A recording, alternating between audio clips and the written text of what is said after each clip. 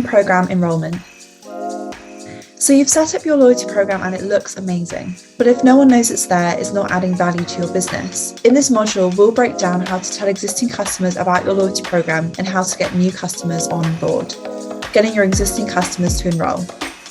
Email marketing. To get shoppers who have purchased with you before to sign up to your loyalty program, email them with an announcement when the program launches. Make sure you include the benefits they'll get for signing up too. Verge Girl sends a fun, colourful and comprehensive email welcoming members to Club Monstero. It clearly lays out the perks and rewards of the loyalty program and the tiers that customers can climb up. Social media promotion. Make sure you announce your loyalty program launch on social media too. Your followers are prime candidates for your loyalty program because they're already fans of your brand. Try promoting the program launch across Instagram stories, Reels, or